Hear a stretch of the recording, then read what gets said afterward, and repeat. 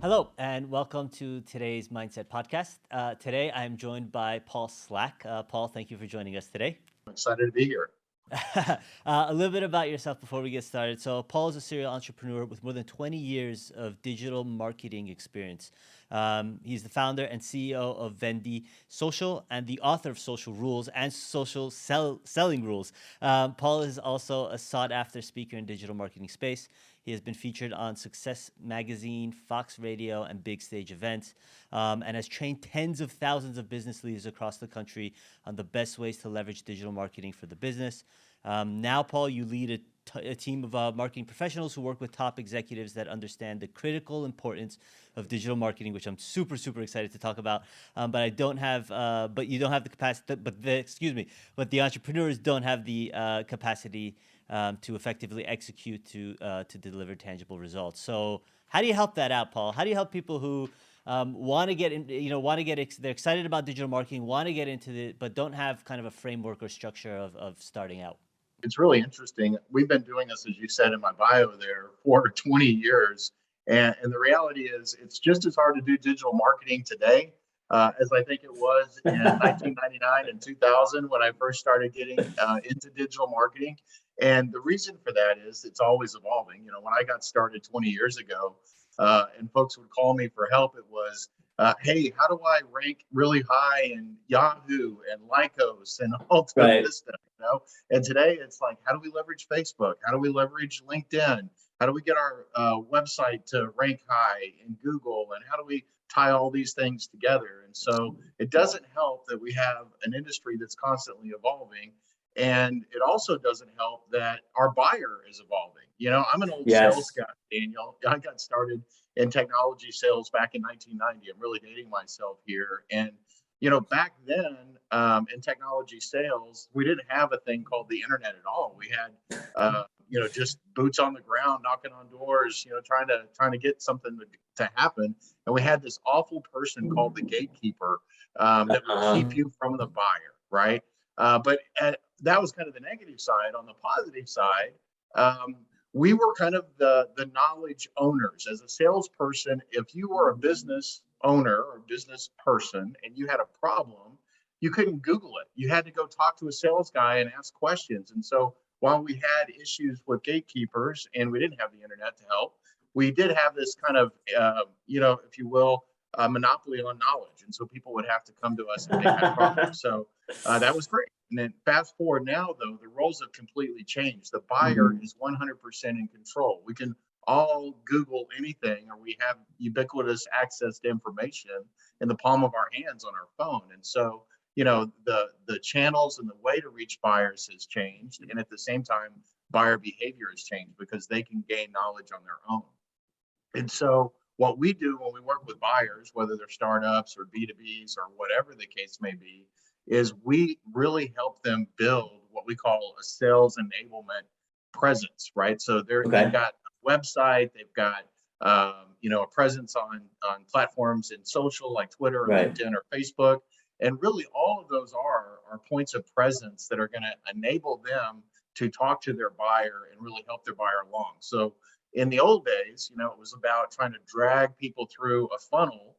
In today's world, it really is about understanding your buyer deeply and really well and understanding the problems that they're having and where they're trying to grow as a business or grow as an individual and what are the things that they need to know at the different stages of that process that they're on, and making sure that you're delivering that information in a way that's useful and beneficial to them, that creates momentum, that helps them go, okay, I've accomplished that or I've learned that.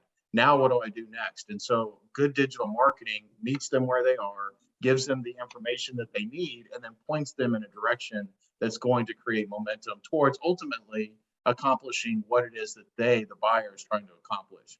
And so, when we work with businesses, I love the name of your podcast because so much of what we do, Daniel, is changing mindset. Yes. Yes. It's not about selling things. It's about Right. helping buyers achieve the goals that they're trying to achieve. Right. And when you help buyers do that, you don't have to worry about sales. Sales take care of themselves. Well, I appreciate the compliment, and quite frankly, that's where we derived the name from was the mindset. And I mean, for us, we, being in a B2B as well, it's so important that your persona, or the audience that you're bringing on, has the right mindset. And I think that, for us, you could sit here all day and talk about all the things we could do in our business to grow it, but the difference between someone who we consider successful versus someone who's gonna, you know, kind of not be in the game 2, 3, 4, 5 years from now, is really, for us, it's the mindset, and the never giving up and constantly pushing, and pushing through all the mistakes and failures you're gonna make. So I appreciate that. Thank you. Yeah, So absolutely.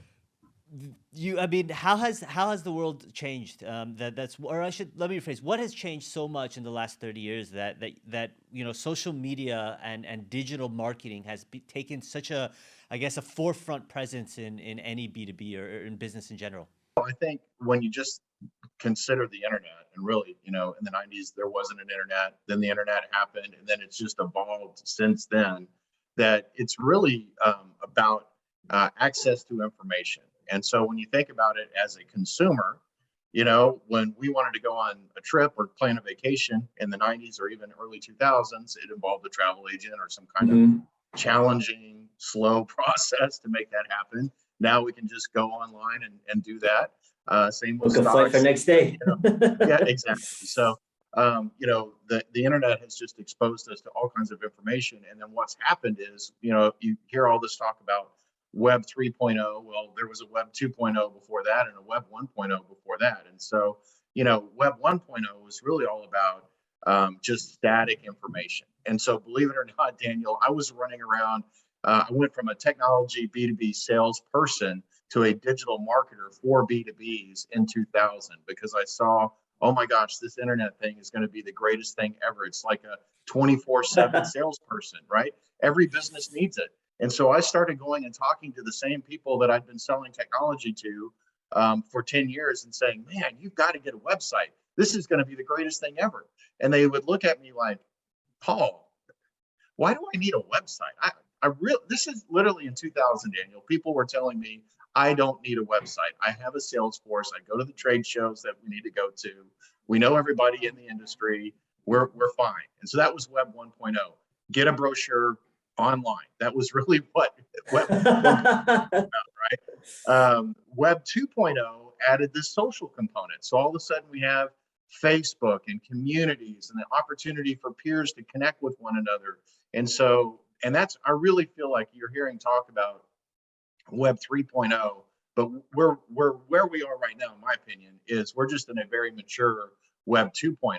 And so what we saw happen in Web 2.0 is the buyer became totally in control. And that's that mindset thing I was telling you about, is that, it's not just a static website. It's really understanding the buyer is driving around, gaining and consuming knowledge so that they can make informed purchase decisions.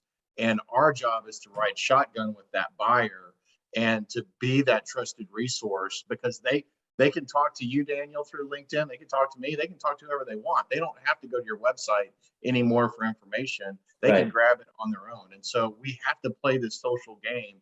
And one of the things I say all the time to my clients is, we need to be perceived as a peer, not a peddler. You're a peer. You're connecting with your customer base as a peer. You're a partner. You're a friend. You're there to help them. That trusted advisor, not Right. the used car salesman. And sorry if there's any used car salesman listening in, but I think you get the point, right? Yeah, we here at SetSchedule, we do the same thing. Obviously, we have a business development team, and for us, we really come at thinking of us as more of a mentor than we are, especially in a B2B framework.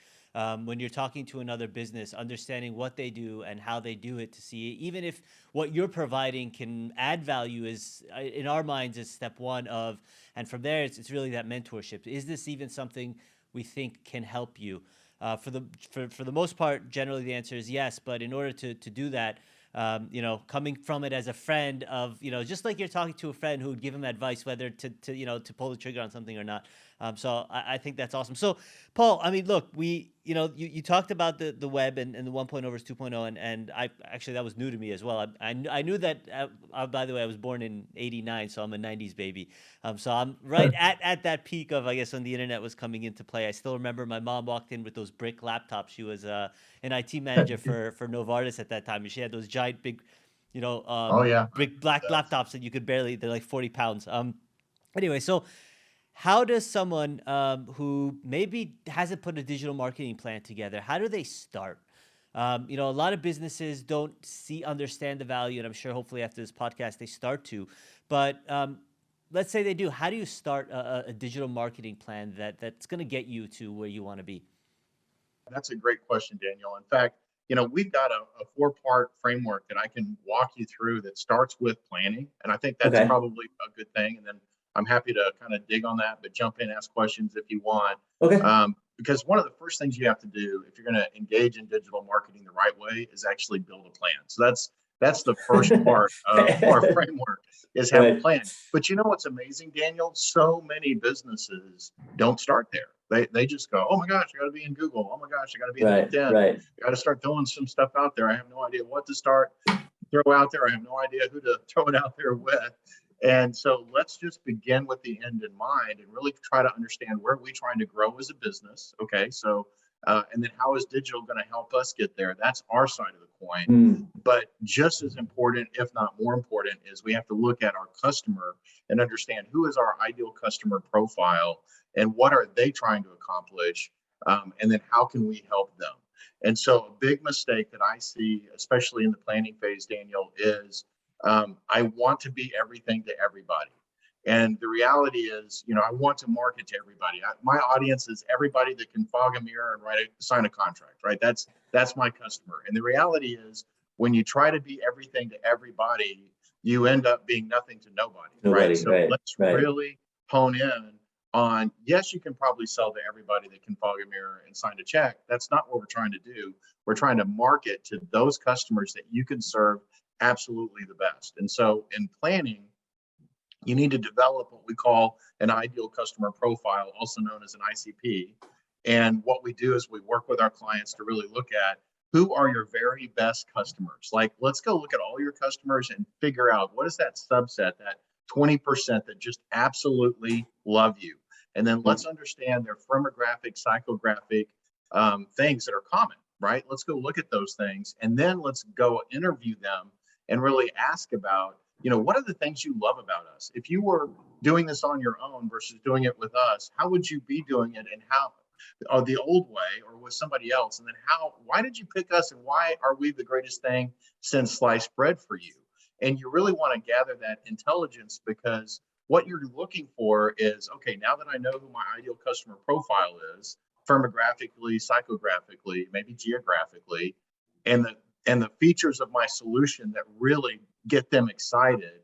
Now let's go find other people just like them and talk about those things that got our primary customers excited. Because if they made this customer happy, and I go say the same things to this other customer digitally, More than likely I'm probably they'll going to want get to. some of them pretty excited about it too. So that's really important homework, is just understanding, who your customer is and what makes them tick, and what is it about your solution that really helps them better than other solutions that are out there. And then from there, the last piece of planning is identifying the things you want to talk about. So once you understand what makes them tick, what they like about your solution, or how it's differentiated, now let's go create some topics or content ideas around those areas. Because another key problem that I see businesses make in digital is they want to talk about everything. I want to be everything to everybody. I want to talk about everything to everybody, right? Yeah, it's the curse of knowledge. It's like, we obviously, as vendors, we know way more about our products and services. We know way more about the industry that we serve than our customers, right? They don't know. If they could solve the problem on their own, they would solve it wouldn't on need their us. Yep. Right. They Yep. need us. So we obviously know more than they do. And a problem that we have as businesses is we want to tell them everything. And that's just overwhelming. So let's pare that down to what we call content pillars, maybe 3 or 4 topic areas or clusters. Topic pillars, right. Yeah. And then let's come up with things that relate to that, and that becomes our content plan. So in planning, just to summarize, it's, where are we trying to grow as a business? How can we measure success? And then flip the coin and say, what is our customer trying to do that we can help them do? Hone in on your ideal customer profile, understand what they really care about, and then create topic content or content topics, if you will, that are going to answer those questions. And that's kind of the first pillar of our framework. And then the second pillar is activating your audience. So now I know who they are and I know what makes them tick, and I've got a content strategy. Now I need to go and activate them. And activate them simply means figure out where they're hanging out. What channels are they hanging out in? Are they on LinkedIn? Are they on Twitter? Are they on TikTok? I mean, where are they? And then let's take these content ideas that we have, turn it into information, and then repurpose it in a format that's channel appropriate. And so I need to go where my customers are. That's, by the way, another big challenge I see businesses have mindset wise is they think their website is like, enough. The place, right? Everybody must come to me. This is my business and my website. The reality is very few people are ever going to make it to your website. The last statistics I've seen, this is some LinkedIn data, but when you're running ads on LinkedIn and promoting content to drive traffic back, on average, that's like 0.4, 0.5% click-through rate. Right. So that means that 99.5% of the people are never going to click on. They're not going to go to your website. Yeah. So let's push that information and that value out on the channel and give them that information, that useful information on the channel, so that now you're not selling to 0.5% of the people that click over to your website. You're selling to 100% of the people because you've got thoughtful content and you're pushing it out there on channels. So that's an example of activating your audience. What we're doing here today is another example of activating your audience. So you want to go find podcasts where your customers of influencers that have the ear of your customer, and then get on the podcast and share your subject matter expertise. It's another opportunity. It's just part of an influencer strategy, if you will, to get your message out there where they go. And then the last piece of activate your audience is really SEO or search, right? Because today, 85% of all decisions start with a search at some point. So at some point in that decision process, yes, Google is going to go and answer some questions from me as the buyer. And if you're not thinking about how do I show up for those answers, then you're missing out on a huge channel. But Daniel, one thing that we've seen happen over the last 24 months is that it's not so much bottom of the funnel, like they're searching for a CRM solution, but rather it's more top of the funnel. It's more topical. And so what we've been communicating to our customer base is, we want to show up when somebody's looking for CRM software if we're a CRM software provider. But we also want to show up for the problems that they're searching for, the topics that they're looking for information. And so blog topics and optimizing your blog for those topics is really, really key right now. In fact, a lot of our clients are getting half or more of their traffic from search from their blogs. So can we spend a little, can we spend a little time talking about SEO? Because that's something that I've just recently started to dive into. I've kind of been working with the marketing team over the last couple months, and SEO is this crazy dark horse that everybody seems to be afraid of and doesn't really want to dive into. But quite frankly, I think the more I dive into it, the more interesting it seems to be, because it's not as black and white as we want to, as people want to make SEO to be out, is it? No, search engine optimization is an interesting topic, because you could line up 10 other Paul Slacks on your podcast and SEO, and they all have different information. Right. But if you think about it, Daniel, when we got started in 2000 as a B2B digital marketer, SEO was all there was. That's the only thing we could do 20 years ago. Right. There weren't any other channels really available to businesses selling to businesses. And so, we've had a lot of experience there. I'll tell you, there's really three things you have to worry about from an SEO perspective. One is technical SEO. And so this really became important over the last 12 months or so, where Google really cares about how fast your website loads, how easy it is to crawl it, what kind of media is available for people that may not be able to see, or people that may not be able to hear. Believe it or not, those are all factors that Google is paying attention to. And so you've got to make sure that you've got a clean house, that Google can come and crawl through your site with relatively ease and understand what your business is about. And so there's lots of tools out there that help with that today. And that's really kind of the plumbing. Get the plumbing fixed on your website. The next thing that you want to focus on after the plumbing is what's just called your metadata. And a lot of people will talk about things like meta tags or headline tags or description tags. Those are things where you just want to make sure that you're clearly communicating in those metadata areas what that individual page happens to be about. So if it's a page about CRM software, that needs to be in your title, it needs to be in your headline, it needs to be in your copy. Yeah. So any that's kind images of you put next up part. as well, you want to make sure you have your Yeah, tags. exactly. So most people, when they think of SEO, they think of that step, but really that's just step 2. And then step 3 is what we call hub and spoke. So we want to have a very good interlinking strategy where we have, and I won't go into all the detail here, but you have like hub pieces of content on your website that are targeted for really competitive, hard to rank well for terms. And then you have spoke content, which might be a lot of blogs that are focused on kind of long tail versions of that term. So for example, CRM software might be my hub page.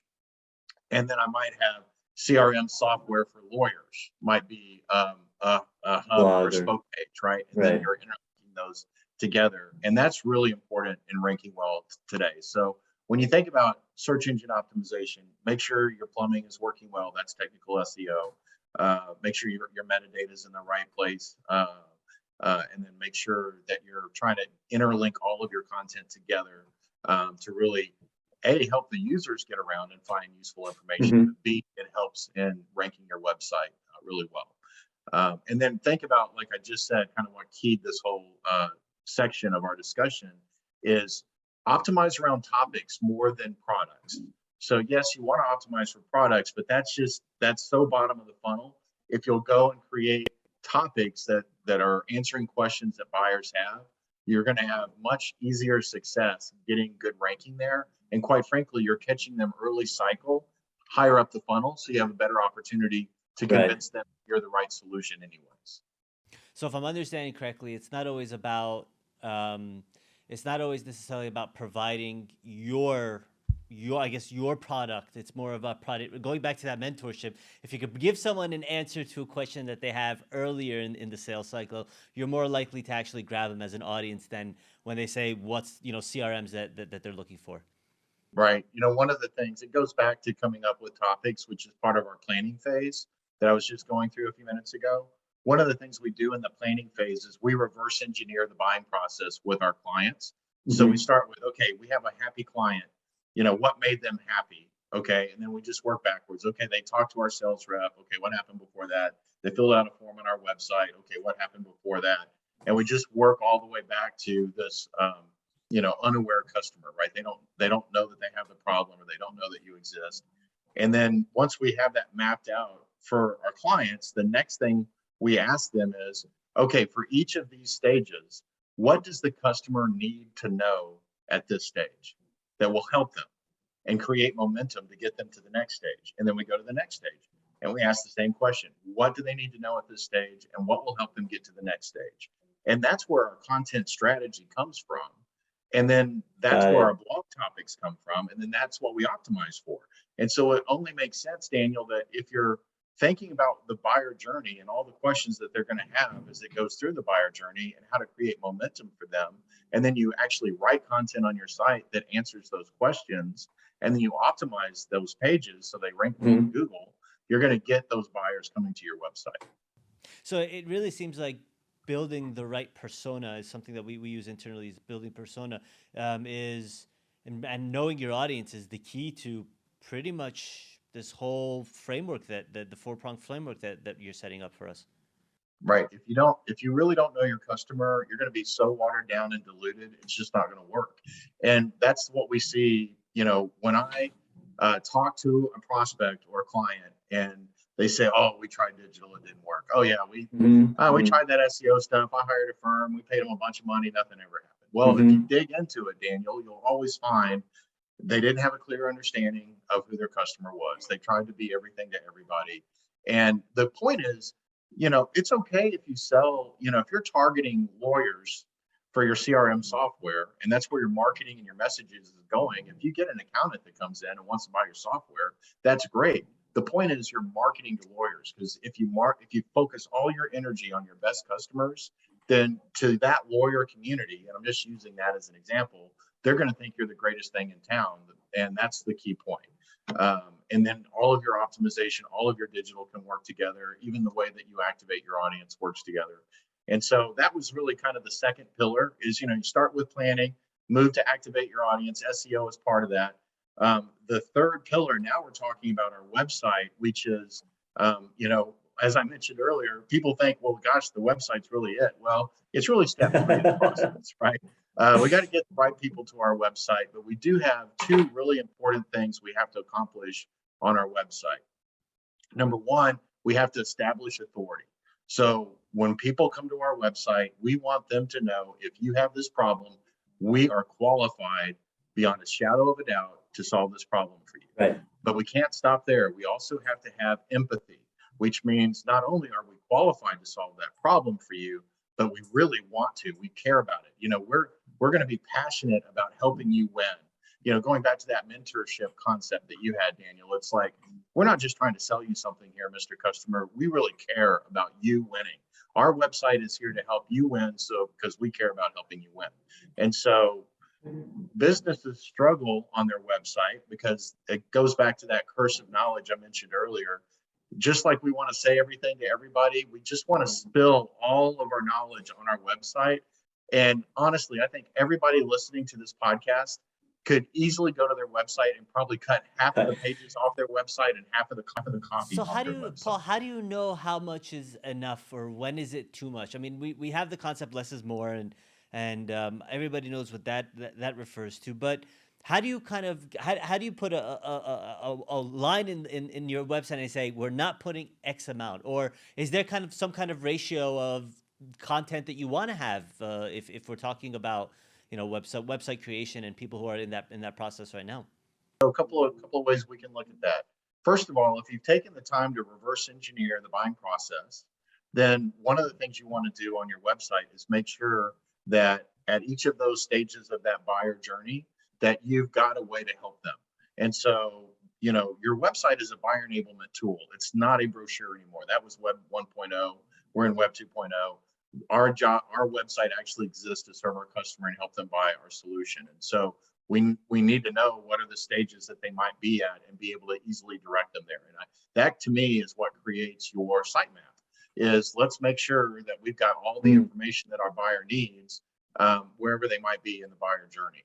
The next step is our website really only needs to answer 3 questions. What do you do? What's in it for me? And how do I take the next step? And so anything that you add onto your website that isn't somehow answering those 3 questions is like Take adding baggage. Take it off. Imagine, I don't know about you, but whenever I travel with my family, I seem to be the one that's loading up the car, and I never want to take multiple trips, and so I'm going around and I'm grabbing my kids' bags and I'm grabbing my wife's purse and I've got my golf bags and I'm just sitting here walking down the house and I've got 50 things all over me. And that's what people's websites are. It just needs to be what you need right now and what the customer needs to really understand how to go forward or create that momentum. And so that's our job with the website. One thing that really helps buyers, or my clients rather, is the blog is such an important part of a website in today's world. And okay, you have so much knowledge, and that's awesome. Let's go turn that into blog topics and blog content instead of trying to put it out there as marketing copy on your website. But that's the third step of our framework, is really making sure we've established authority and empathy. We do that on our website. We have good hierarchy. And then the final pillar, if you will, of our framework is nurturing relationships, because in most cases, whether you're B2C or B2B, that buyer is not going to take action today. They're going to come to your website, consume some information. Maybe they opt in for something, but they're not going to buy, a product. In fact, 95% of the people are going to come to your website and leave. And so we have to have a plan of what we do after they go. And so, if you're a B2B company, that's a different follow-up or nurture plan than if you're a B2C company. Right. But you've got to be thoughtful of those things, and also still have that buyer enablement mindset, because just because they went to your site and filled out a form doesn't mean they've given you permission to spam them, which is what it feels like. It's like, oh my gosh, I really want this guide. I really would like to give them my email address so I can download this guide, but I don't want the 50 emails they're going to send after I leave. And so, and that's, no buyer wants that, right? Gosh, I don't know about you, Daniel, but it seems like the email spam I'm getting these days has just exponentially up, and since COVID. I love this new one. Do you get this one? It's the "Are we breaking up?" email. Have you gotten one of those where after you don't respond for like 3 months, they're all of a sudden like, "Oh, are we?" It's like, we never were in a relationship to begin with for us to be breaking up. So you talked a little bit about nurturing, and so the marketing framework, I love it. I mean, starting with planning, activating audience, going to website, and then the nurturing. We spent a lot of time on the planning, activating. So for me, the website to the nurturing is I think somewhere where I've come to notice a lot of people in general, a lot of businesses and a lot of B2B or B2Cs tend to fail tremendously. They don't really have a lead capture page. They don't have a follow-up process. Their nurturing, like you said, is just, let me just data dump as much information on emails and as many as I can send before they hit the unsubscribe button. So what are ways that businesses can improve on their conversion rates where they're capturing good information? Because the other thing that, I don't know about you, Paul, but for me, I've got 3 different emails, and one is used for my stuff that I want to receive, another one's for I don't ever want to have to look at it, then third one is my, is the one that I actually use. So how does business position themselves in a way where they can, have better conversion rates on capturing information from possible prospects? So, and I'm going to answer it 2 different ways. First, the primary goal of your website is always to create that momentum towards you solving their problem, right? No matter what it is, right? Right. And so one thing you need to think about is that call to action. Let's call that your primary call to action for the sake of this discussion. Okay. That primary call to action has to be, in their mind, part of that process for them to achieve their goal. And so what I see a lot of times is a disconnected call to action. You land on the website and it's like, learn more, contact us. And it's like, what? I have no idea what that means. Why? Right. Exactly. So what we recommend to clients is what we call a 3-step plan. So when somebody lands on your site, you answer the questions I mentioned earlier. What do you do? What's in it for me? How do I take the next step? But in that, how do I take the next step? You actually give them a 3-step plan. And this is clearly communicated on your website, where step 1 is your primary call to action. Hey, schedule a discovery meeting, get a demo, whatever that first step is. And then step 2, and you show them, hey, this is doing business with us is easy. Step 1, get a demo. Step 2 is whatever you're going to do to solve their problem. So in our case, it's going to be, we'll build a digital marketing plan together. And then step 3 is what life will be like once they've solved their problem with you. And so now you've given them a momentum. You created momentum. They're like, oh, okay, I'm on this website. I now know what they do, and I know how they solve my problem. Oh, here's a plan for me to get my problem solved with them. And this is what life will be like afterwards. And so, if you go to our website at vendedigital.com, you'll see an example of that on just about every page. And so that's your primary call to action. The second thing, though, Daniel, is we need to have a secondary call to action. So I'm not ready to get engaged with you yet. I'm not ready for this demo yet. I'm not ready to talk to sales yet. So, but I do like you, and maybe I'd like to go out on a date. Maybe I would be happy to go and have some coffee or learn more. So we've got to have that other secondary call to action. There is a lot of debate right now in the digital marketing world about whether you gate guides and things like that, or force people to opt in to get those things. And the key point is that you do need to have some kind of a resource that's available to buyers that aren't ready to talk to your sales rep or take the next step, whether that's a tool, a calculator, guide, something like that, that people can opt in for. And it just needs to be strategically placed on your website.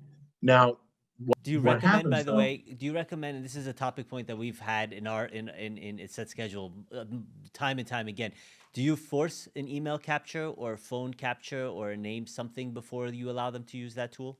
in my opinion, this has changed a lot too recently. 2 years ago, I would have said, force them, get that, our job is to build our email list. We need to build our email list, make them do it.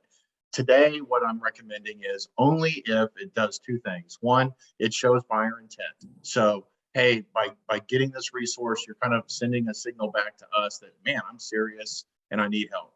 Number two, the capturing of their information is part of the process.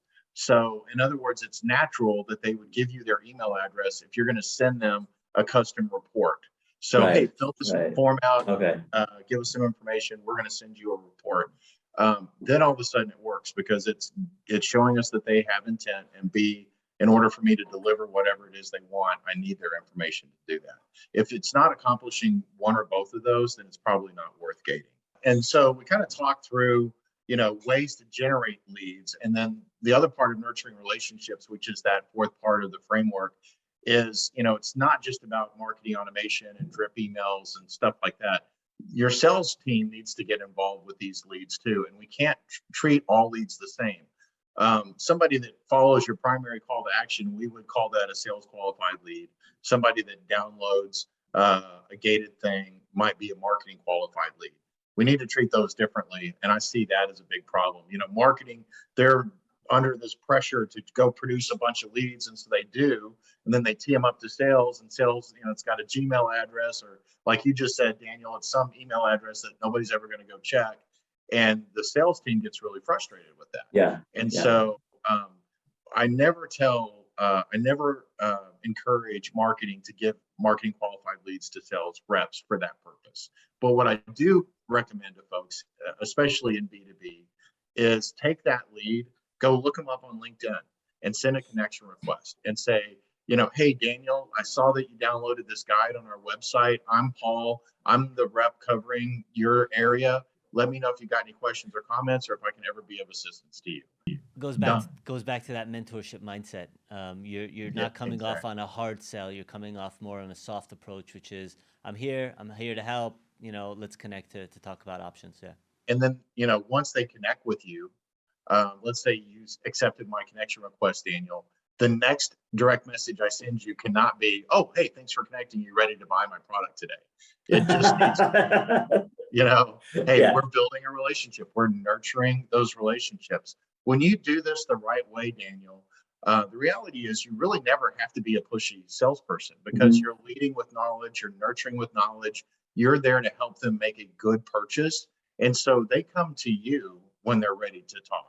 And that's another, the more we talk, the more I love the name of your podcast, because that's another big mindset shift, is that, the buyer is in control. So let's just trust that we've done a good enough job educating them and positioning ourselves as the right solution, and trusting that the right folks that need our help are going to come. We're never, if you try to convince or force somebody to buy your product, all that's going to do is end up having a disgruntled bad reviews, prospect, possibly even exactly. And now you have more an uphill battle to fight on the next one. 100%. Interesting. So you talked about the website to nurturing and the relationship. There are different sales cycles, right? You've got your short versus your long sales cycles. Is there some kind of formula or a framework that you'd recommend for, someone who might have a 1 month sales cycle versus someone who's in a 1 to 2 year sales cycle? How do you differentiate, the nurturing aspect between someone on one side versus the other? That's a good point, because, if I've got a 1 year sales cycle, like it takes a year to get somebody through the process, I certainly don't need to touch them as frequently as if I've got a short sales cycle. So sorry, I'm And gonna interrupt you because for what we were talking about earlier when you were talking about the spam email, I think a lot of people in their mind they go through, well, I've got them in the mode, they're here. I know, I yeah, oh yeah, just had they're them on hot. the website. Let me send them, right? Which I understand, but again, that leads to someone saying out, right? And that's we just Right. lost them. So how do we find that balance? One of the things it just requires, every business is different, right? There's probably no right answer for that. But one thing that I do believe every at least high consideration business should think about is a combo of um, email and phone call, and then what we just call a surround, a digital surround. So imagine, Daniel, you come to the website, you fill out a form, you do something, right? We get information Mhm. about you. And so I think it would be great for you to get an email from us right away. Right. And in a perfect world, that would be personalized from your sales rep, which can all be managed through CRM or Right, marketing right. automation. Within 24 hours, you're also getting a LinkedIn connection request or some kind of connection request from that rep saying, "Hey, I'm here, love to connect with you." Because Because everyone everybody's uses on those LinkedIn nowadays. nowadays. Yeah, exactly. Maybe even a phone call. Hey Daniel, this is Paul. Sent you a connection request. Love. Just wanted you to have my contact information if you ever needed anything. I like Okay. that one. That's a good one. And then the next step is what we call a surround, which really just means wherever you go at that point, I'm going to be following you with information. And depending on whether you're a B2C or a B2B, that might be really in your face or it might be very subtle. Like, for example, most of our clients are B2B. And so we don't run a lot of those display ads that follow you around. You're on Amazon. Retargeting ads, right? Yeah, retargeting ads. We still use retargeting as part of our surround, but it's content inside of social. So you were on my website, you were looking at something about CRM software. Now you're on Twitter, and we just happen to show up with an article about CRM software that may be a little bit deeper in the funnel than where you were on my website. And so when we work with clients, we do what we call full funnel multi-channel campaigns. And so Right. we're promoting things at the top of the funnel where maybe you don't know that we exist. Now that you've been on our website and you do know that we exist, and we know that because you were on our site, we're going to start presenting you with information where you're going and surfing the web that's lower funnel, that they may be more product centric or more problem centric. And to the average user, you have no idea that's happening as a result of advertising, but it is. And that's why we love social channels. Like if you come to my website, Daniel, I can show you content the next time you log into LinkedIn, and you would really have no idea that you saw that content because you were on my website. That's what's so cool about it, because it's really subtle versus a banner ad that's got shoes because you were looking at shoes on Amazon following you everywhere. That's annoying. Or you're checking on the weather because you want to see if you can go play golf this weekend, and there's those same doggone shoes you were just looking at on Amazon. That's not what I'm talking about. I'm talking about Right. serving up information Interesting. to that buyer based on what you know about that buyer. So is that where your blogs start to come into play, where you start to put out that kind of agnostic information that teaches someone something and mentors them? So imagine that you've got your blogs, go back to those 4 pillars that we talked about, those content pillars. Like, you come up with the things that differentiate your product, those get translated into content pillars, and you build topics around those.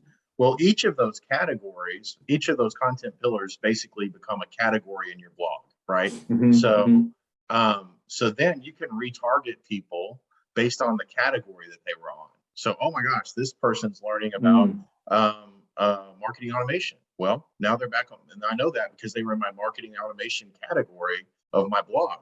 Well, now when they're back on LinkedIn, I'm going to show them marketing automation content. But Mm. maybe they were at the CRM section of my website or the LinkedIn advertising section of my website. I'm going to show them appropriate content based on what I know about them. And that's another reason why having these pillars is so helpful. That's really really interesting because I don't think that's ever been framed. It's never been framed that way to me as far as the retargeting. Obviously, your standard retargeting is always, let me market, let me market, let me market, right? But it kind of takes it to a different um, level's not the right term or the right word I'm looking for, but it takes it to a different degree in which now again, it's just constant information Mhm. being provided that's subtle, that's feels good, that sounds good, and it's just warming. And I don't know, whenever I feel that way, I'm more likely to Right. one, go back to them, and two, probably purchase from it as well. A set shift for you, and that is when we're doing these types of retargeting, it's not about direct response. So most retargeting that you're talking about is direct response. I'm showing you an ad, I'm hoping that you'll click on it and buy something from me. Our retargeting is about getting somebody to consume content. So consume content versus direct response. Because remember, I'm trying to help you. I'm trying to help you and give you knowledge. And so I know you're here based on where you were on my website, and I know this is the next step. So this is what I'm going to share with you next time you log in. Again, I'm not hoping you buy something today. I just want to serve you content that's going to help you. Paul, I feel like I could talk to you all day long, because we didn't even get into the quarter of the questions that I had here, because it's just such a good and fun organic conversation with you. Let's say I start to do all this. What for me, I always like to put not necessarily the action together, but it's, well, now that if I put all these into play, and I put my marketing framework, which you talked about, planning, activating the audience, putting the website content together, and then doing this quality, nurturing relationship, I guess, plan together. What is going to be different for me tomorrow than today? Great question. And there's an element of time to that. And so the first thing I really want to communicate is this framework is really successful. It works great. It does take a little bit of time, because what we're proposing here is that you're creating demand versus capturing demand. Because if you do these things and you lead with knowledge and nurture with knowledge, you're building a bench of future buyers, what we call future buyers at Vende. So our goal is to go and groom and create our own future buyers. And when they're ready to go from future buyer to now buyer, they think about you first, because you've been there all along helping them. The good news is there's usually almost no competition when you groom your own future buyers, because when they switch from I'm thinking about making a change to I'm ready to make a change, they're thinking about, you're kind of like the only game in town at that point, because you've done such a good job sharing value all along the way. So the downside is that process just takes a little bit of time, and every business is a little bit different, but to kind of create that demand.